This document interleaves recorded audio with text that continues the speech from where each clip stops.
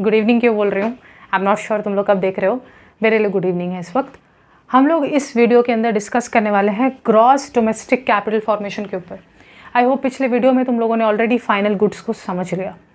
अब हम लोग आते हैं ग्रॉस डोमेस्टिक कैपिटल फॉर्मेशन या फिर ग्रॉस इन्वेस्टमेंट के कैटेगरी को। आ जाओ ज़रा समझते हैं। देखो, लिखो ग्रॉस डोमेस्टिक कैपिटल फॉर्मेशन या फिर इसी को हम लोग बोलते हैं ग्रॉस इन्वेस्टमेंट। ठीक है, ये सारे टर्म्स बहुत इंपॉर्टेंट है। ठीक है, ग्रॉस डोमेस्टिक कैपिटल फॉर्मेशन या फिर ग्रॉस इन्वेस्टमेंट, ये क्या होता है? बेसिकली इसको शॉर्ट में ऐसे लिखो, जितना पैसा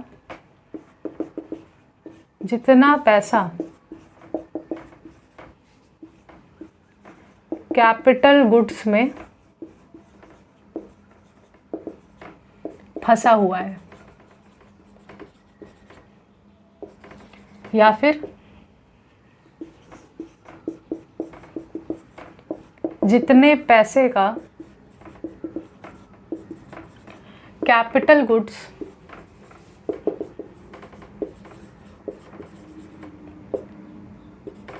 में इस साल इन्वेस्टेड है। ठीक है, चलो इसको पहले लिख लो तुम लोग, पहले फिर समझते हैं। कैपिटल गुड्स में भूल तो नहीं गए ना, फाइनल गुड का एक सब टाइप था कैपिटल गुड। कैपिटल गुड में एक था फिक्स्ड, शॉर्ट लिखती हूँ, फिक्स्ड कैपिटल। अब देखो, गुड्स का तब बात करी थी इसलिए गुड लैंग्वेज यूज़ करी थी। अब मैं यहाँ पे बात करूँगी इन्वेस्टमेंट। इन्वेस्टमेंट माने कितना पैसा लगाया है तुमने। तो अगर मैं तुमसे पूछूं कितना कैपिटल गुड्स पे पैसा लगा हुआ है, कितना रुपया, कितना लाख, कितना करोड़ देश के अंदर कैपिटल गुड्स के ऊपर लगा हुआ है, यानी कितने के ऐसे माल हैं, उनका दो टाइप है। एक जो मशीन वगैरह के रूप में लगा हुआ है या लगाया है लोगों ने, लगा हुआ है लैंग्वेज बहुत ख़राब है मेरा, लगाया है। इस साल याद आ रहा है कार वाला जो एग्जाम्पल दिया, इस साल मान लो कार ही इकलौता कैपिटल गुड है, तो हम लोग क्या बोलते हैं कि इस साल कार जैसे फिक्स्ड कैपिटल के ऊपर 20 लाख रुपया लगाया हुआ है, क्योंकि 20 लाख का एक कार था, तो वो एक फिक्स्ड कैपिटल का कैलकुलेशन है। तो फिक्स्ड कैपिटल जो होता है, फिक्स्ड कैपिटल इन्वेस्टमेंट बोलते हैं इसको, क्योंकि मैं बोल रही हूँ, मैं गुड्स का क्लासिफिकेशन नहीं कर रही हूँ, कितना पैसा लगा हुआ है, कितना पैसा इन्वॉल्व है उसका क्लासिफिकेशन कर रही हूँ। तो कैपिटल जो तुम लोग सिर्फ कैपिटल लिखते थे, उसी को लिखो ग्रॉस डोमेस्टिक कैपिटल फॉर्मेशन या फिर ग्रॉस इन्वेस्टमेंट। ठीक है, ग्रॉस इन्वेस्टमेंट लिखो पहले। और इस तरफ इन्वेंटरी इन्वेस्टमेंट।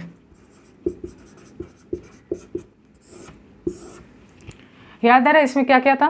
पिछले एग्जाम्पल से याद करो।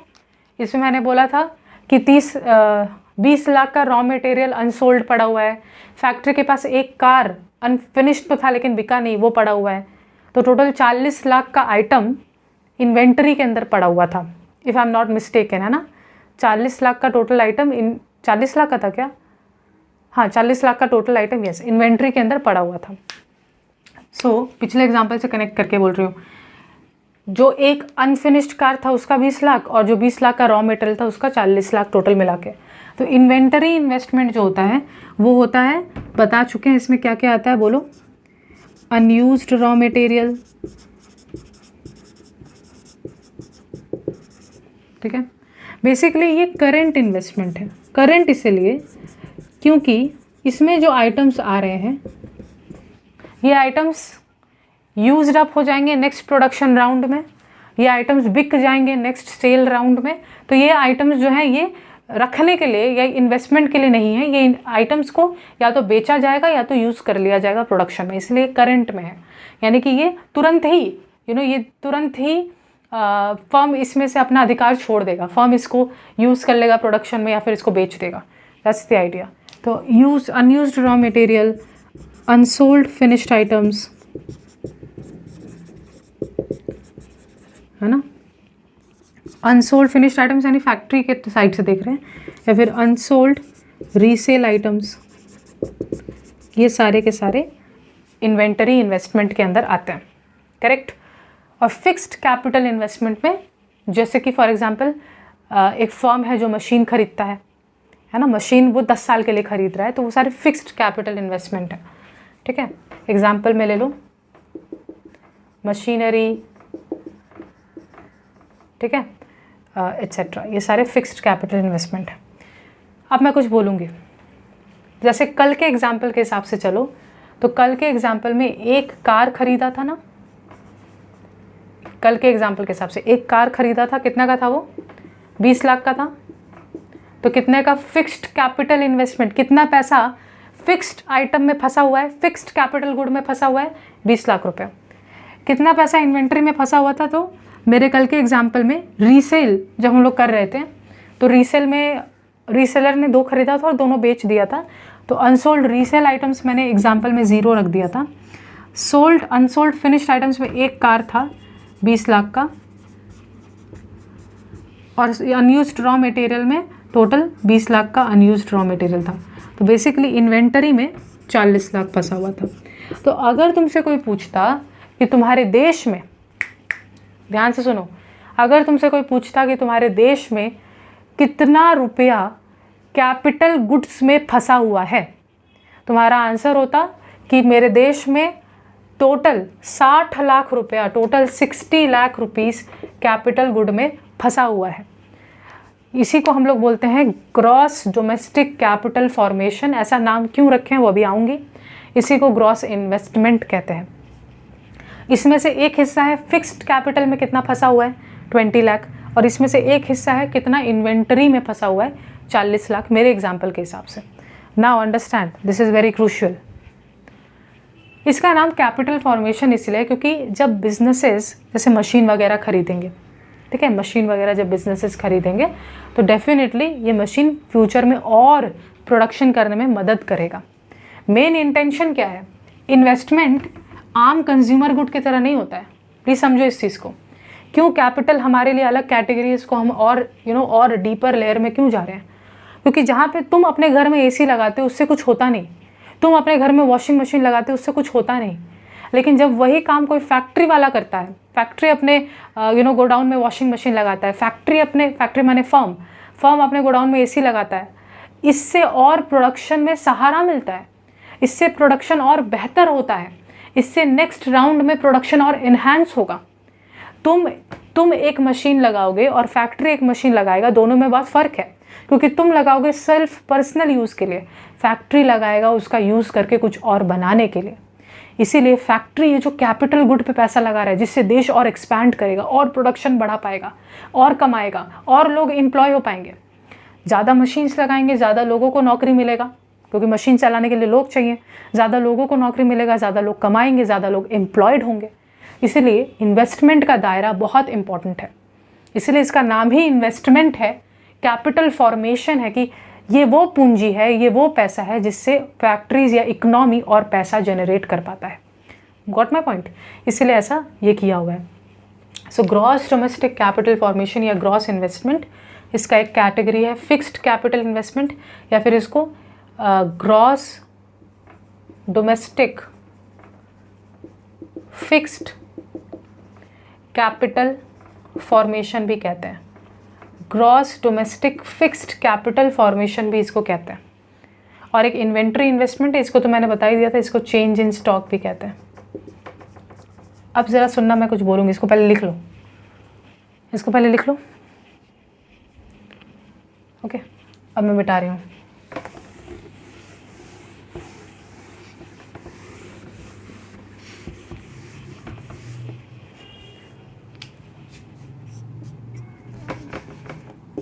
फिक्स्ड कैपिटल का मेन इंटेंशन प्रोडक्शन कैपेसिटी को बढ़ाना होता है। This is very important line.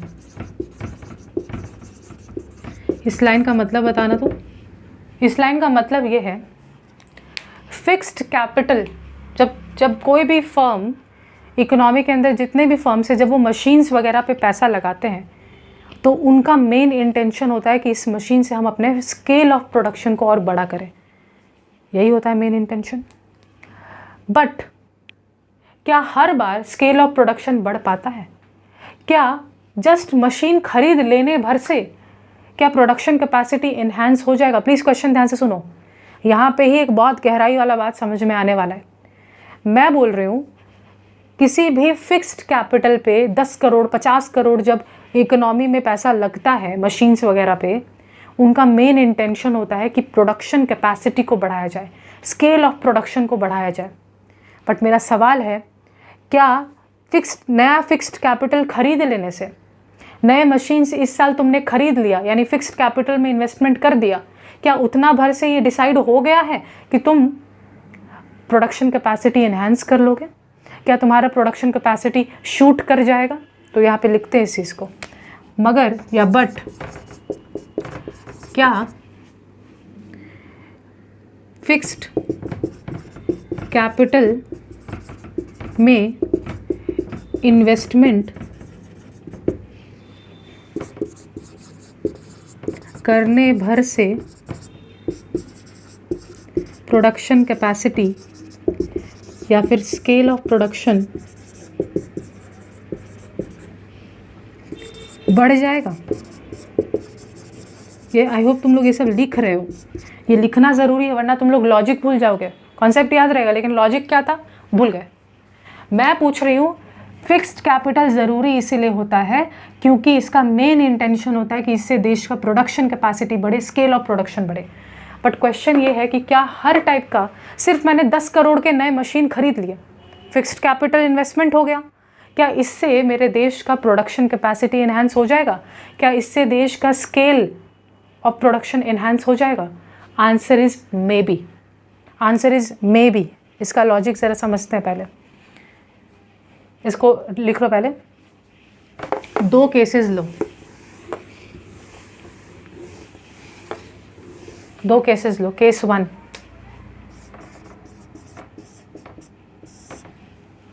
ठीक है, केस 1,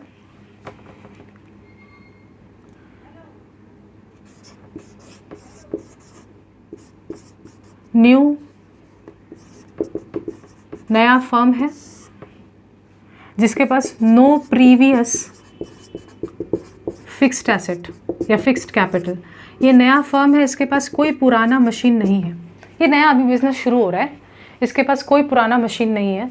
इसने फिक्स्ड कैपिटल इन्वेस्टमेंट किया या फिर gross domestic fixed capital formation में पैसा लगाया। बड़ा नाम है ना, बता चुकी हूँ। Gross domestic fixed capital formation, machines वगैरह खरीदे, मान लो 10 करोड़, ठीक है।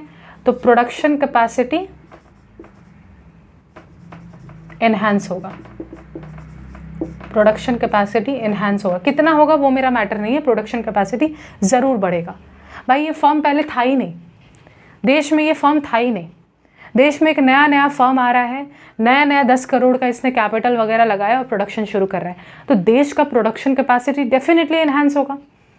बट केस 2 लो, आप समझ में आएगा तुमको। केस 2 लो, ऑलरेडी एग्जिस्टिंग फर्म है, ये पहले से ही ये 10 साल से प्रोडक्शन कर रहा है, इसके पास has older capital, fixed capital lying in the factories. ज़रा समझना ध्यान से, ये ऑलरेडी एग्जिस्टिंग फर्म है, पहले से ही 10 साल से प्रोडक्शन लाइन में है। इसके गोडाउन में पहले से ही फिक्स्ड कैपिटल पड़ा हुआ है जिसका यूज़ करके ये प्रोडक्शन करता है। मान लो 5 करोड़, 5 करोड़ का। इसको हम लोग इन्वेस्टमेंट नहीं बोलते हैं, ये जो पहले से ही पड़ा हुआ है ना, ये जो पहले से ही पड़ा हुआ है, इसको हम लोग बोलते हैं, ध्यान से आप देखो लैंग्वेज, तुम लोग कंफ्यूज हो जाओगे, इसलिए मैं पूरा शब्द को सुनना, काटना मत। ये जो पहले से ही पड़ा हुआ है, ये नया नहीं है, ये पहले से ही पड़ा हुआ है, ऑफ कोर्स ये भी फिक्स्ड कैपिटल गुड्स हैं, लेकिन ये पहले के हैं, ये पिछले साल के टोटल। जैसे मैं तुमसे पूछ रही हूँ, ये फैक्ट्री है 10 साल से काम कर रहा है, बताओ मेरे को हिसाब किताब, साल शुरू हो रहा है, मैंने बताओ मेरे को इसके पास टोटल कितने फिक्स्ड कैपिटल गुड्स पहले से ही मशीन वगैरह पड़े हुए हैं। तुमने बोला 5 करोड़। इसको पता है, बोलते हैं कैपिटल स्टॉक। प्लीज़ पूरा लैंग्वेज सुनो, कैपिटल स्टॉक, ये पहले से ही पड़े हुए हैं। तो इन कैपिटल स्टॉक के बदौलत ये कुछ प्रोडक्शन करता होगा। So using this capital stock it must be producing. तो ये कैपिटल स्टॉक देखने के लिए तो रखा नहीं, इसको यूज़ करके प्रोडक्शन करता है। देयरफॉर प्रोडक्शन कैपेसिटी, ठीक है, प्रोडक्शन कैपेसिटी होगा, therefore it has a production capacity. कुछ ना कुछ तो सामान बनाता होगा। अब इसको पहले नोट डाउन करो, मेरे पास जगह नहीं है, मैं मिटाऊंगी, पर ध्यान रखना मैं केस 2 का ही डिस्कशन कर रही हूँ, मेरे पास जगह नहीं है, इसलिए मैं यहाँ पे लिख रही हूँ।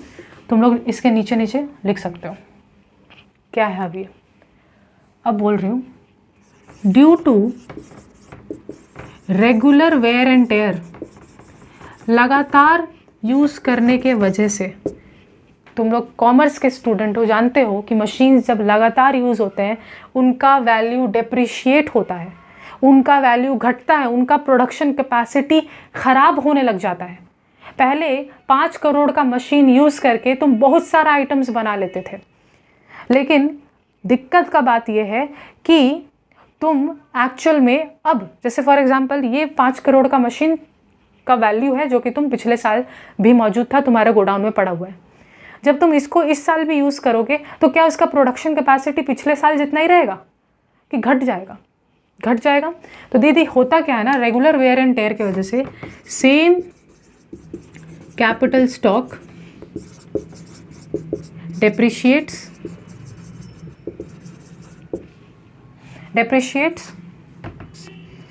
ठीक है। So suppose 2 machines worth 1 crore, 50-50 lakh का 2 मशीन है, यानी 2 मशीन का 1 करोड़, गॉट डिस्ट्रॉयड, ठीक है। ये फट नहीं गया, ये प्रोडक्शन प्रोसेस में लगातार यूज़ कर रहे थे। 5 करोड़ का मशीन मेरे पास था ऑलरेडी, 5 करोड़ का मशीन का अपना एक कैपेसिटी था प्रोडक्शन करने का, लेकिन लगातार इसको यूज़ करने की वजह से इसमें डेप्रिसिएशन होता है और दो मशीन जो है वो एकदम खटारे हो जाते हैं। 1 करोड़ का उनका टोटल औकात था जो कि ख़त्म हो गया। अब ज़रा सुनना मैं ध्यान से, this year I purchase new fixed capital goods worth मान लो 10 करोड़। किस इरादे से खरीदी हूँ? किस इरादे से खरीदती हूँ? ताकि मेरा प्रोडक्शन कैपेसिटी इन्हांस हो। बट असलियत जानते हो होना क्या चाहिए था? प्लीज़ समझना, इसको देखो, इसको नोट डाउन करो पहले, मैं इसको मिटाऊंगी। होना क्या चाहिए था कि ये जो प्रोडक्शन हाउस है, ये प्रोडक्शन हाउस का अपना एक कैपेसिटी है जो कि 5 करोड़ के मशीन से आता है। 5 करोड़ के मशीन्स तुमने लगा रखे हैं, इसका अपना प्रोडक्शन कैपेसिटी है। जब तुम 10 करोड़ का और नया मशीन ऐड करते हो तो इसका प्रोडक्शन कैपेसिटी एकदम शूट अप हो जाना चाहिए। बट ऐसा हुआ क्या? नहीं। जब तुमने 5 करोड़, जस्ट इसको समझाने के लिए, जब तुमने 5 करोड़ के वर्थ के बहुत सारे मशीन्स थे, टोटल वैल्यू 5 करोड़ था, जब इन मशीन्स को यूज़ किया तो ये डेप्रिशिएट हुआ, तो इसका प्रोडक्शन कैपेसिटी श्रिंक हो गया। कम हो गया इसका प्रोडक्शन कैपेसिटी। इसीलिए जब तुम आज 10 करोड़ के नए मशीन्स लाओगे तो उसमें से कुछ मशीन्स तो बस पिछले वाले प्रोडक्शन कैपेसिटी को दोबारा रीच करने में यूज़ हो जाएंगे। ये समझ में आया? पहले से जो तुम मशीन्स यूज़ करते थे उसका ये प्रोडक्शन कैपेसिटी है। तुम्हारा मेन इंटेंशन क्या था कि दीदी मैं 10 करोड़ के और नए मशीन्स लाऊंगा और प्रोडक्शन कैपेसिटी यहाँ से यहाँ पहुँचा दूंगा। बट हुआ क्या पता है, जब तुम लगातार इन मशीन्स को यूज़ किए तो इस मशीन का औकात गिरा। औकात गिरने की वजह से अब इसका प्रोडक्शन कैपेसिटी पिछले साल जितना नहीं है, अब इसका प्रोडक्शन कैपेसिटी यहाँ पहुँच गया। तो बिकॉज प्रोडक्शन कैपेसिटी यहाँ पहुँच गया, अब जब तुम 10 करोड़ के नए मशीन्स लाओगे तो जो हाइट तक पहुँचना चाहते थे वो नहीं पहुँच पाओगे, कम पहुँचोगे क्योंकि बहुत सारे मशीन्स पिछले खटारा मशीन्स को रिप्लेस करने में यूज़ हो गया। तो जब फर्म नए मशीन्स खरीदता है तो क्या तुम गारंटी से बोल सकते हो कि सारा का सारा मशीन्स प्रोडक्शन कैपेसिटी को बढ़ाने में यूज़ होगा? Answer is no.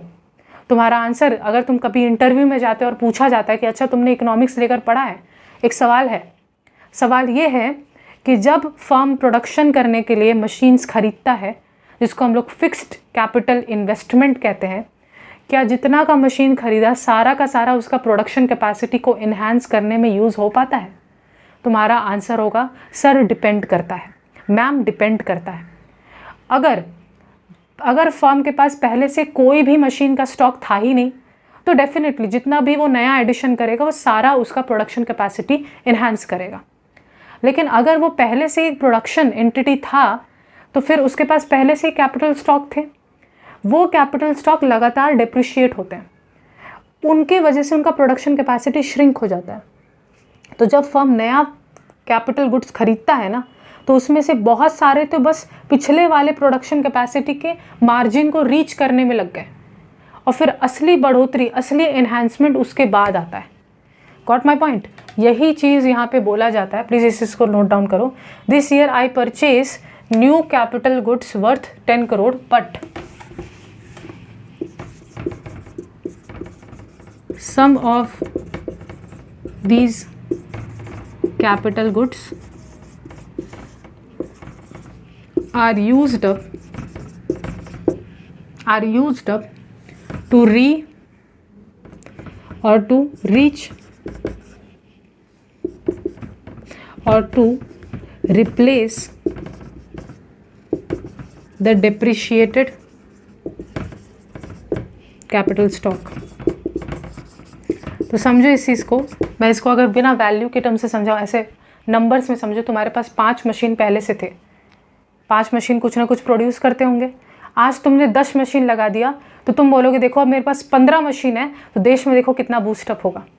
But actually में तुम्हारे 5 मशीन डेप्रिशिएट हुए, जिससे असली में 5 मशीन तुम्हारे पास बचा नहीं, अब 3 ही मशीन बचा है।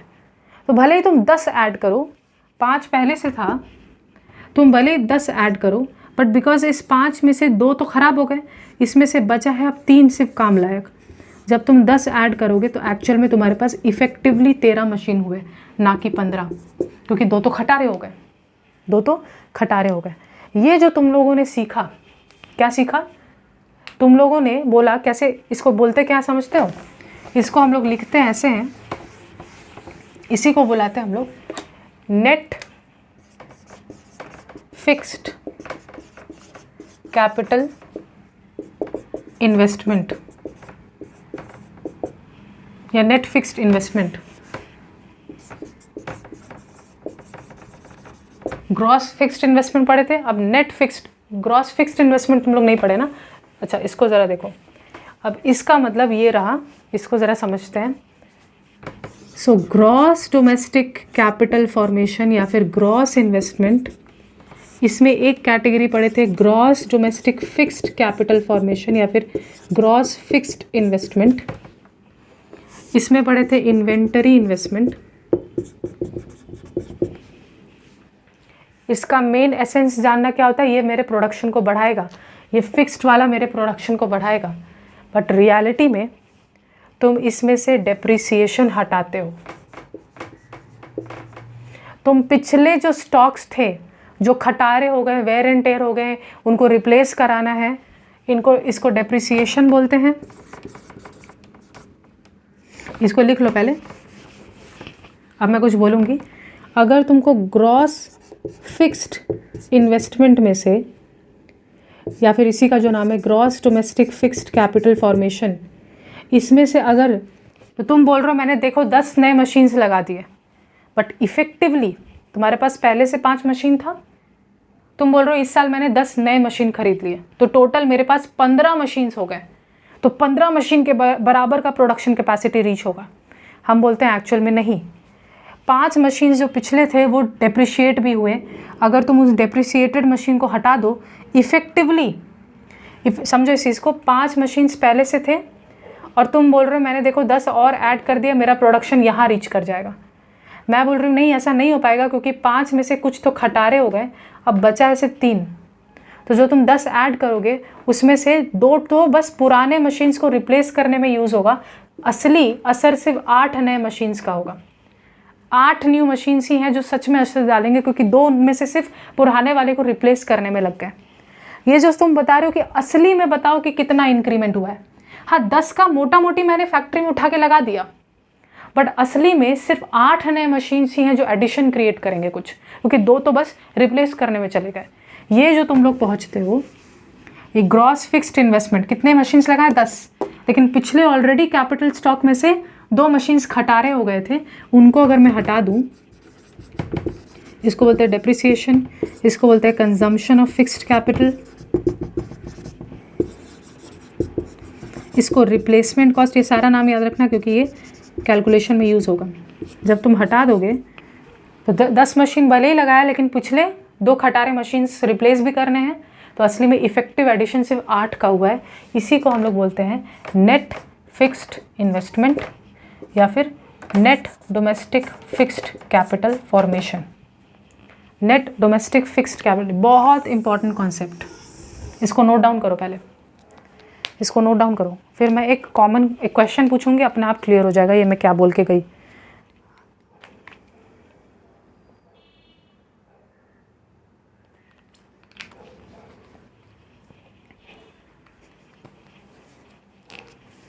पीपल ऑलवेज आस्क मी कि आपको इकोनॉमिक्स डिफ़िकल्ट लगता है क्या?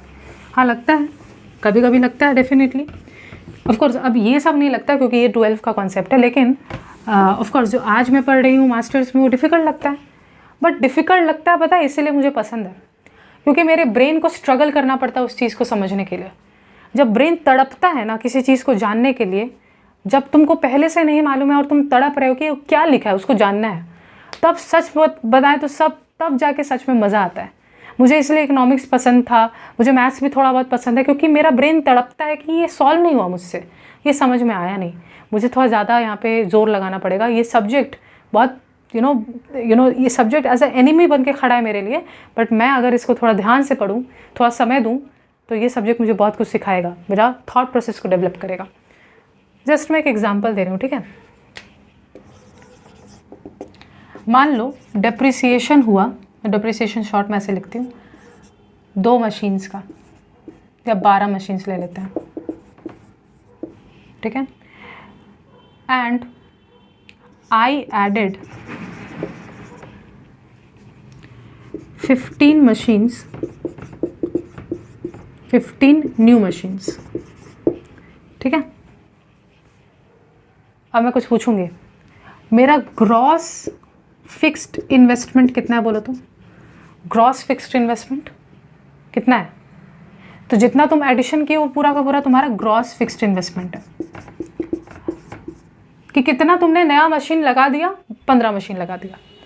लेकिन नेट फिक्स्ड इन्वेस्टमेंट पूछता है कि ठीक है आपने 15 मशीन लगाया है, बट 15 में से 12 मशीन तो बस पुराने मशीन्स को रिप्लेस करने में यूज़ होंगे, 15 मशीन्स का कोई योगदान नहीं होगा।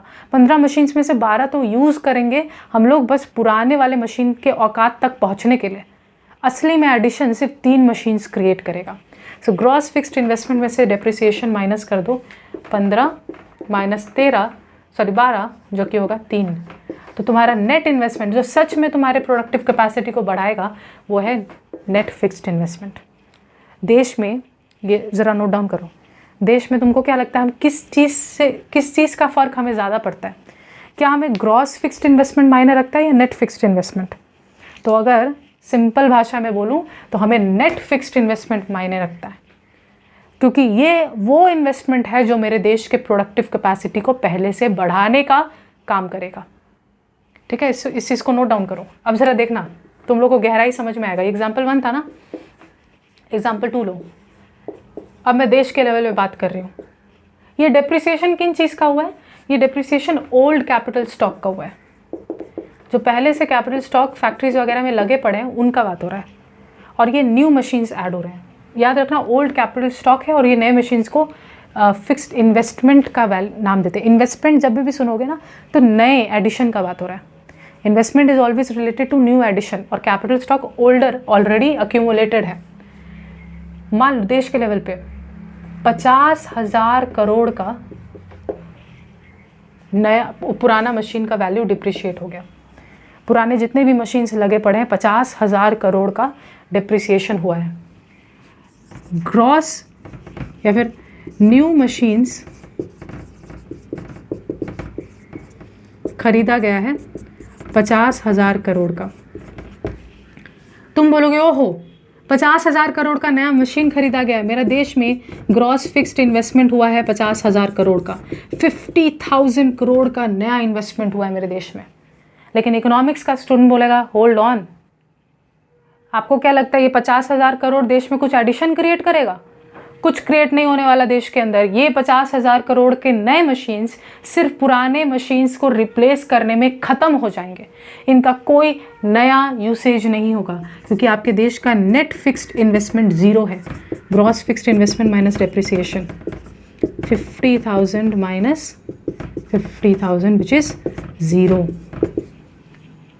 तो तुम्हारे को रकम बहुत बड़ा दिख रहा होगा, 50,000 करोड़ के नया मशीन्स खरीदे गए हैं, इन्वेस्ट किए गए हैं, बट नेट इन्वेस्टमेंट देश में कुछ हुआ नहीं, क्योंकि डेप्रिसिएशन सब कुछ खा गया।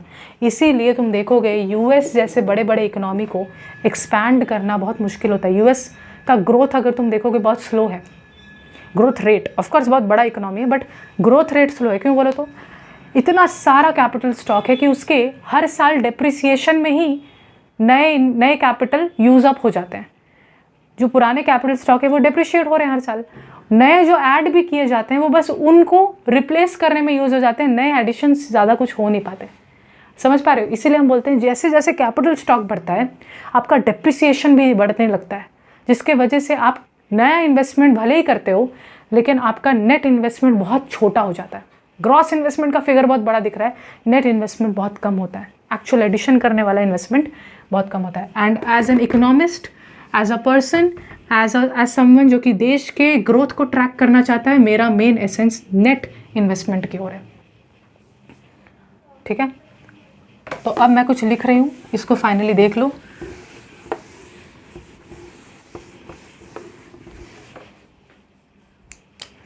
तुम लोग अगर वो चार्ट याद करो, ग्रॉस डोमेस्टिक कैपिटल फॉर्मेशन मैंने बोला था, इसी को मैंने क्या बोला, ग्रॉस डोमेस्टिक इन्वेस्टमेंट, जो एकदम टॉप में लिखा था। इसका दो पार्ट था, क्या था, gross domestic fixed capital formation, और इसी को क्या बोला, ग्रॉस फिक्स्ड इन्वेस्टमेंट। ठीक है, ग्रॉस फिक्स्ड इन्वेस्टमेंट, और इसमें हम लोगों ने इन्वेंटरी को ऐड किया, इन्वेंटरी इन्वेस्टमेंट ऐड किया। ठीक है, इसको चेंज इन स्टॉक बोलते हैं। अभी मैं समझाऊंगी इसको चेंज इन स्टॉक क्यों बोलते हैं। इसमें याद रखना, ये तो समझ गए। अब ज़रा समझो, अगर मैं इस फिक्स्ड का, मेरे को नेट फिगर जानना है। ठीक है, आपने 10 नए मशीन्स खरीदे लेकिन नेट कितना इंक्रीमेंट हुआ है वो जानने के लिए आप gross domestic fixed capital formation में से डेप्रिसिएशन माइनस करेंगे, रिप्लेसमेंट कॉस्ट माइनस करेंगे, या फिर कंजम्पशन ऑफ फिक्स्ड कैपिटल नाम से भी ये बहुत पॉपुलर है, वो माइनस किए, और चेंज इन स्टॉक या इन्वेंटरी ऐसे ही रह गया। ये तुमने बिकॉज माइनस कर दिया तो अब तुमको ये क्या मिलेगा, ये मिलेगा net domestic fixed capital formation, या फिर मिलेगा नेट तुम्हारा नेक्स्ट नेट कैपिटल इन्वेस्टमेंट, या नेट इन्वेस्टमेंट भी कहते हैं सिर्फ, नेट इन्वेस्टमेंट।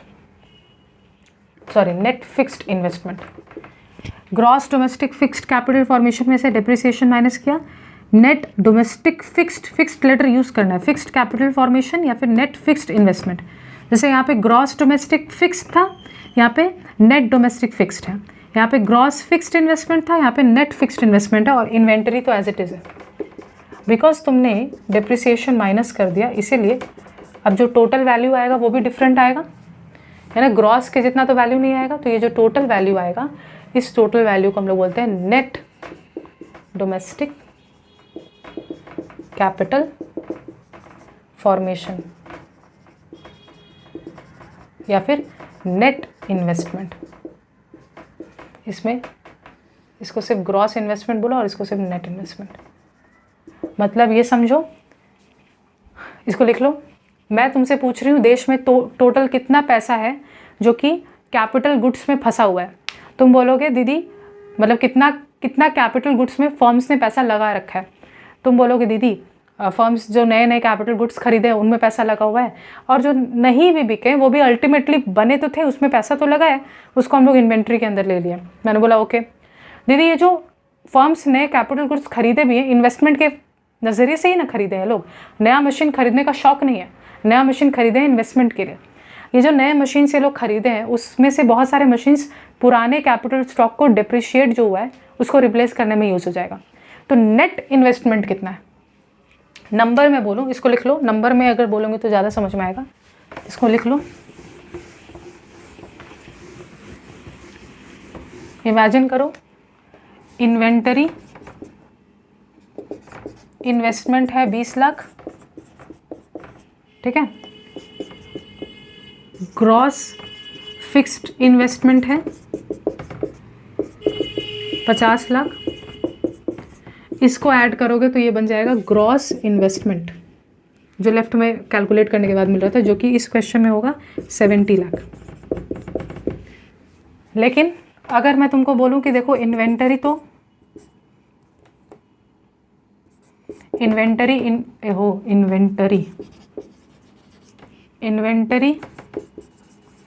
इन्वेस्टमेंट तो 20 लाख है,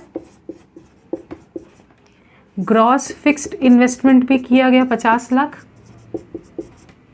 लेकिन पिछले मशीन्स डेप्रिशिएट भी हुए हैं, डेप्रिसिएशन है 10 लाख का।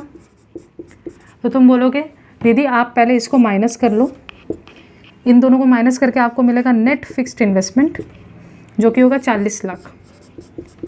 और आप क्या करो, आप अब इन्वेंटरी ले लो 20 लाख का, और नेट फिक्स्ड इन्वेस्टमेंट आपने ले लिया है जो कि आया है 40 लाख। तो एक्चुअल में आपका आया 60 लाख। ये आपका ग्रॉस इन्वेस्टमेंट नहीं है, ये नेट इन्वेस्टमेंट है, क्योंकि आपने नेट फिक्स्ड इन्वेस्टमेंट में से डेप्रिसिएशन माइनस कर लिया।